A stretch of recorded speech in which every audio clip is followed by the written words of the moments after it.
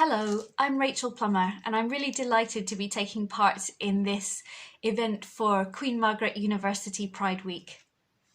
I'm going to share one of my poems with you today, and it's a poem from this book, Wayne, which is a book of LGBT reimaginings of Scottish folklore and mythology.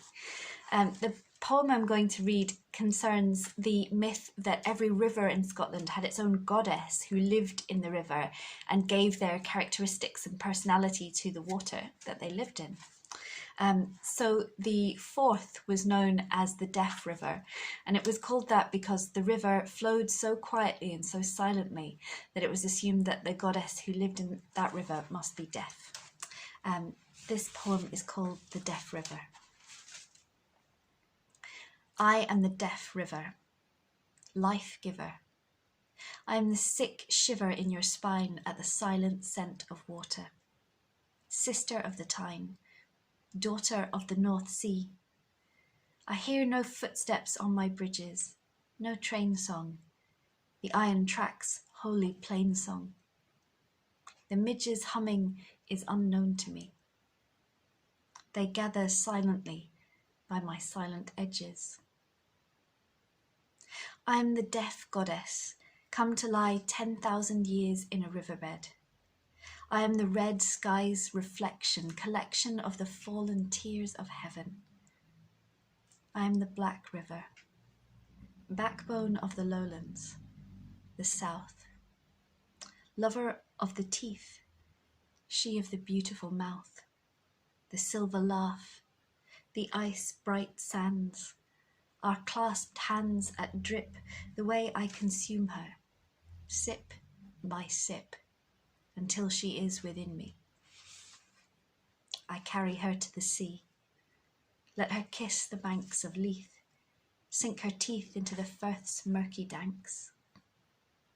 Out of the earth's reach, I lay her down on the weedy beach like a lost whale, helpless on the shale, shy, lifting her wet cry to a deaf sky. Hello, I'm Julie Farrell. I'm a queer, disabled and neurodivergent poet and writer based here in Edinburgh, and I'm delighted to be here and be part of this event. I wish everyone at QMU a very happy Pride Week. My poem is called Freedom.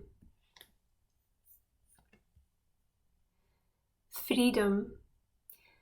It's not what they say it is. Finger-licking chicken and fries, goodbyes to the wains as they go off to school for another day's lessons in strife, not life, no the pure heediness of living.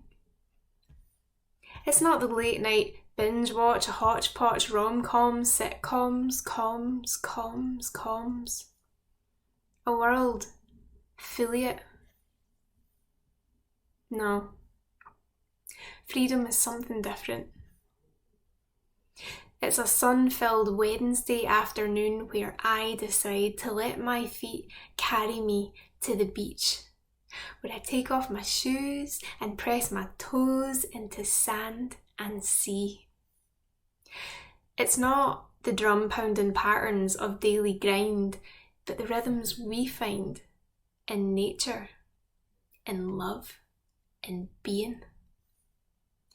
It exists with us, in us, not something given to us, but something we take. Forget me not. For you, being so unapologetically black, queer and trans is a synonym of terrorism and gender essentialism. Because we have been feeding white, cis, heteropatriarchal supremacy without pause. We have been eroding any sense of humanity in the same way we have been pouring oil into the sea. In 2020, you passed away. We blamed the virus and isolation without acknowledging that in the past, this had already happened. Because the world wasn't created for people like you, my beloved friend.